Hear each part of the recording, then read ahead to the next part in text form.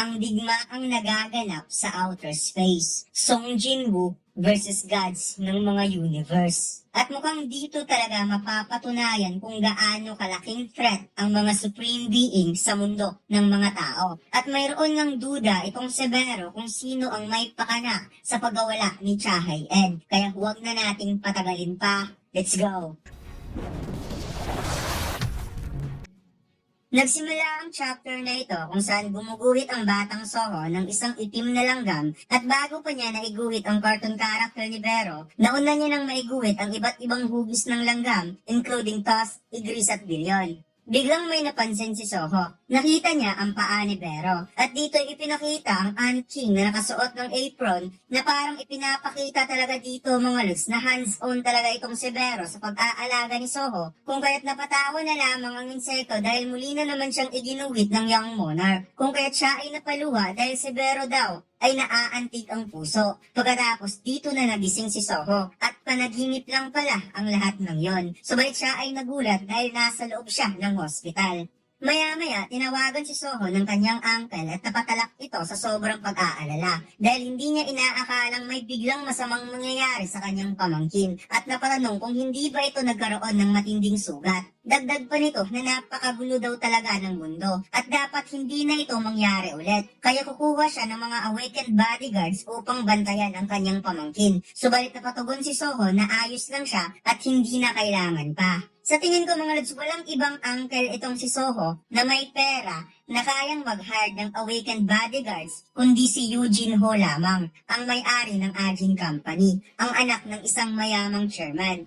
Ayon pa ni Soho, sa pagbukas daw ng kanyang mga mata, 2 araw na pala ang lumipas mula sa araw na yon. Dahil sa napakaraming casualties ang nadamay, nagiging hot topic ang insidenteng yon across the country regarding sa incident na nangyari sa loob ng Korean University of Arts. Ang pag-discover daw patungkol sa mga Mistborn monster na kayang mahawaan kahit mga hunters at mag-turns them into a monster. Ang insidenteng ito ay nagkakaroon ng delayed response sa Hunter Association kahit na ito ay nangyari sa kalagitnaan ng city. Dahil sa pagdating ng mga hunters, ang lahat ay nagulat dahil sa isang napakalaking misteryo na naiwan. Lahat ng Mistborn monsters sa loob ng university ay namatay due to something unknown. So grabe nga yung ginawa ni Vero mga lods sa loob ng Korean Arts University. Ibang klase kung pumatay. Massacre talaga. At mayroong isang witness na napanayam na wika nitong ang monster daw na nasa harap niya ay bigla na lamang sumabog sa di malamang dahilan. Pagkatapos nakita ni Soho ang floating screen sa kanyang harapan kung kaya't siya ay napangiti dahil as expected, ang kanyang awakening ay hindi talaga isang panaginip. At ang maganda pa nito, siya lang ang awakener na kayang mag-level up. Nakita ni Soho ang kanyang status window na siya ay nasa level 5 na at tumaas na rin ang kanyang stats, health at mana. Biglang naalala ni Soho na nagawa siyang makat ng isang sirang awakened Mistborn. Kung kaya't habang tinitingnan niya ang kanyang kamay, siya ay nagtataka kung papaano siya nakasurvive sa ataking yon.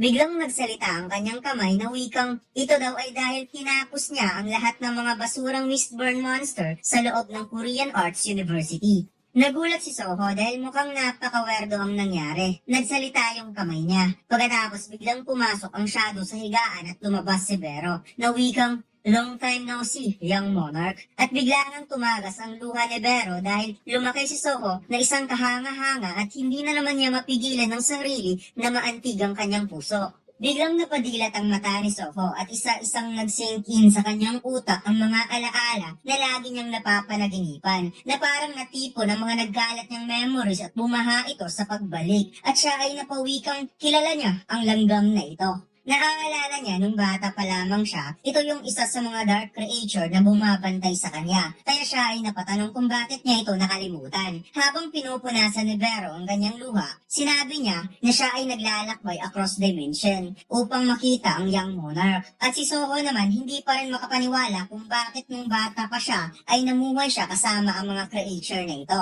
Na nagpa-realize sa sarili na napakarami talagang bagay na hindi pa niya alam. Sinabi ni Soho kay Vero na base sa naaalala niya, hindi naman maliit ang creature na ito. Na wikang, isa kang langgam, di ba? Tugon ni Vero, ito daw ay dahil sa naging epekto ng paglalakbay niya across dimension na nagkukonsume ng napakaraming mana. Nawika pa niyang hindi talaga siya ganito dahil ang totoo, siya ay napakalakas at napakamapanganib. Tugon ni Soho na sinasabi daw ng system na si Vero daw ay isang private grade level 1 monster. Kaya medyo nainis ang insekto dahil bilang isang martial grade ng isang King of the Dead, Shadow Monarch ay tinatrato lang ng bastardong system na isang private grade level 1 monster. Bumangon si Soho sa higaan at kinumpirma niya na si Vero ang dahilan kung bakit siya gumaling. Sagot ni Vero, wala man sa pagmumukha niya, pero isa talaga siyang magaling na healer. Dagdag pa ng insekto na ang goal talaga niya dito ay unseal ang kapangyarihan ni Soho. Subalit pagdating niya, nagawa na palang ma-unseal ang sarili nitong kapangyarihan. Kaya na-impress talaga siya sa Young Monarch. Biglang nagkaroon ng katanungan si Soho patungkol sa unseal. Kaya napatanong siya kung related ba ito patungkol sa kanyang panaginip. Kaya tugon ni Vero na kung iisipin ni Soho, mukha lang itong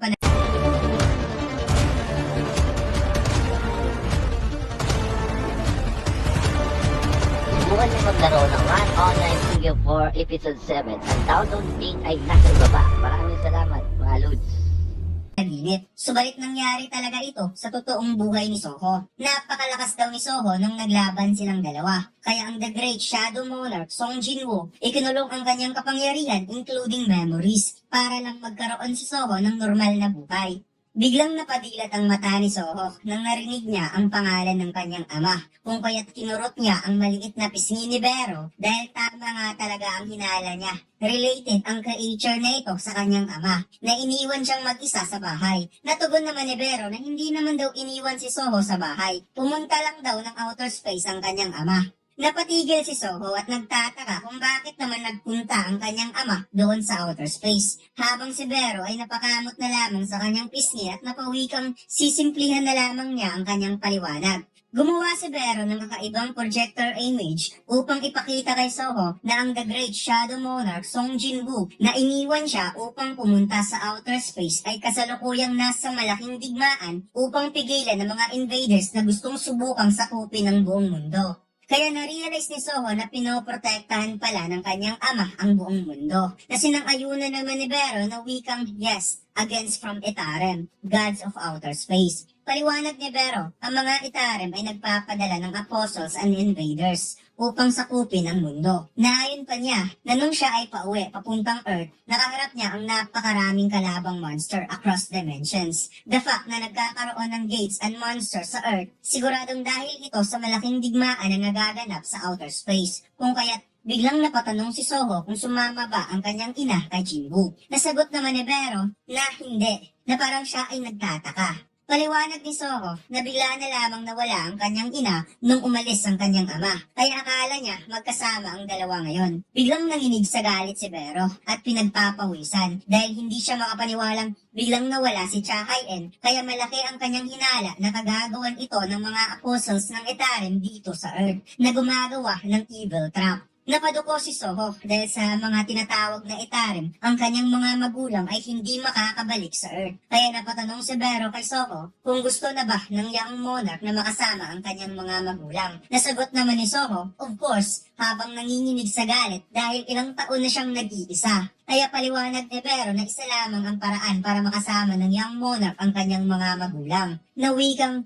habang ang King of the Dead, Song Jinwoo, ay hindi pa makabalik sa Earth dahil sa digmaan, ang Young Monarch ay pwede nitong hanapin at iligtas si Miss Cha Haien habang nagle-level up. At makikitang si Vero ay gumagawa ng Shadow Creation Dungeon Key at sinabi nito kay Soho, let's level up, Young Monarch. Biglang nagkaroon ng alert ang system na mayroon daw quest na dumating, isang Trial of Shadow. At dito'y nakilala nga siya ng system na siya ang anak ng Shadow Monarch. However, ang innate talent ni Soho ay hindi pa nabubuksan. Kaya upang magamit nito ang kanyang kapangyarihan, kailangan itong patunayan ang kahalagahan sa pamamagitan ng pagpasok sa dungeon upang ma-prove ang worth nito bilang nag-iisang anak ng The Great Shadow Monarch. Kung kahit hawak na ngayon ni Soho ang Shadow Dungeon Key na siya lamang ang pwedeng gumamit. Sinabi ni Vero na ipasok ni Soho ang key sa sarili nitong Shadow at maya-maya nagkaroon ng Gate Shadow habang ito ay binubuksan ni Soho gamit ang Shadow Dungeon Key. Kaya hindi makapaniwala ang ating bida at siya ay napatulala sa kanyang nakita na biglang nagbukas ang isang gate at dito'y sinabi ni Vero na pumasok ka at kunin mo ang lahat ng kapangyarihan na para sa'yo, Young Monarch.